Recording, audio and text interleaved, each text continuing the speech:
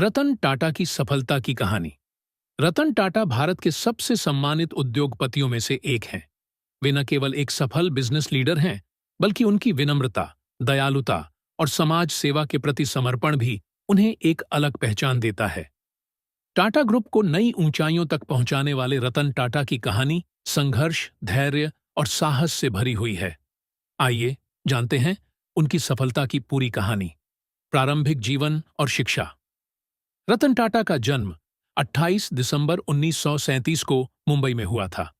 वे Tata group के संस्थापक जमशेदजी टाटा के परिवार से ताल्लुक रखते हैं।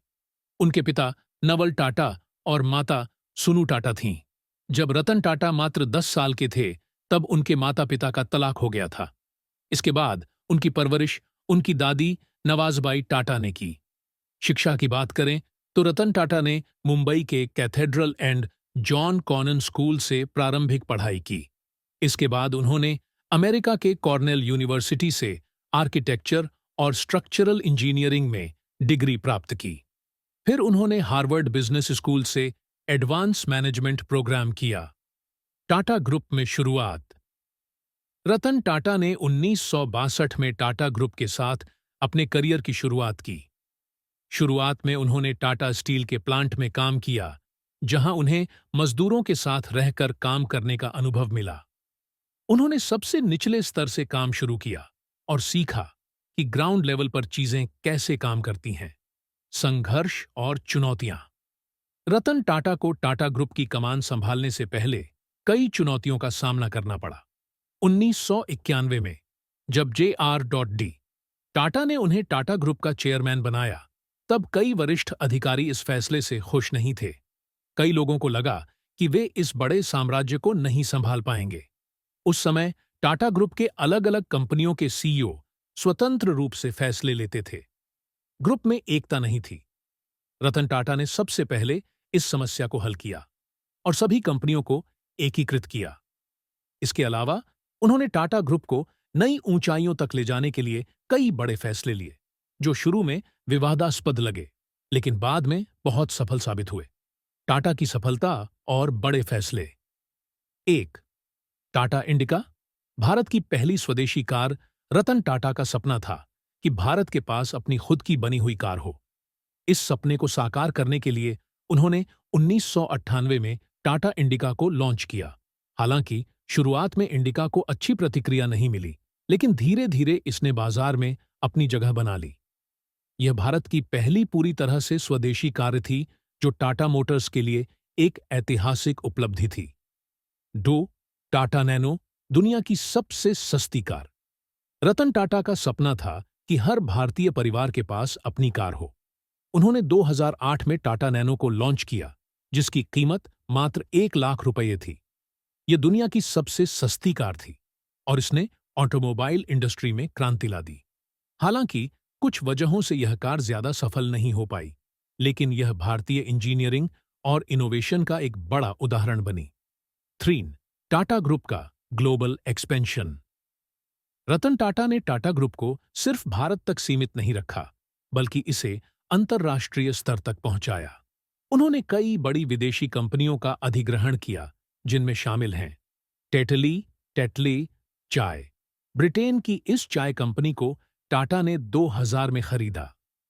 कोरुस ग्रुप, यूरोप की सबसे बड़ी स्टील कंपनी को टाटा स्टील ने 2007 में अधिग्रहित किया। जगुआर लैंड रोवर, 2008 में टाटा मोटर्स ने इस लग्जरी कार ब्रांड को खरीदा, जो आज एक बेहद सफल ब्रांड बन चुका है। 4. टाटा ग्रुप की सामाजिक जिम्मेदारी। रतन टाटा सिर्फ एक बिजनेसमैन नहीं, बल्कि एक समाज सेवी भी हैं। टाटा ग्रुप का लगभग 66% मुनाफा टाटा ट्रस्ट्स में जाता है, जिससे शिक्षा, स्वास्थ्य और समाज सेवा से जुड़े कई प्रोजेक्ट्स को फंड किया जाता है। रतन टाटा की प्रेरणादायक बातें। रतन टाटा की सफलता सिर्फ बिजनेस तक सीमित नहीं है, बल्कि उनके विचार भी लाखों लोगों को प्रेरित करते हैं। उनके कुछ प्रसिद्ध विचार इस प्रकार हैं। 1. मैं लोगों को प्रोत्साहित करता हूं कि वे जीवन में जोखिम लें। अगर आप असफल होते हैं, तो भी यह कोई बड़ी बात नहीं, बल्कि यह सीखने का अवसर होता है। 2. अगर आप तेजी से आगे बढ़ना चाहते हैं, तो अकेले चलें, लेकिन अगर आप दूर तक जाना चाहते हैं तो साथ मिलकर चलें। 3. सफलता का रास्ता आसान नहीं होता, लेकिन जो लोग मेहनत और ईमानदारी से काम करते हैं वे जरूर सफल होते हैं। रतन टाटा की सादगी और विनम्रता। रतन टाटा अपनी सादगी और विनम्रता के लिए भी जाने जाते हैं। वे एक साधारण जीवन जीते हैं और दिखावे से दूर रहते हैं। वे कभी भी अपने पद का दुरुपयोग नहीं करते और हमेशा सामाजिक कार्यों में योगदान देते हैं।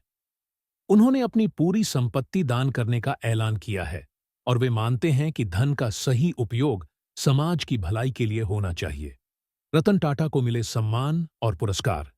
रतन टाटा को उनके योगदान के लिए कई राष्ट्रीय और अंतर्राष्ट्रीय पुरस्कार मिले हैं, जिनमें शामिल हैं: 1.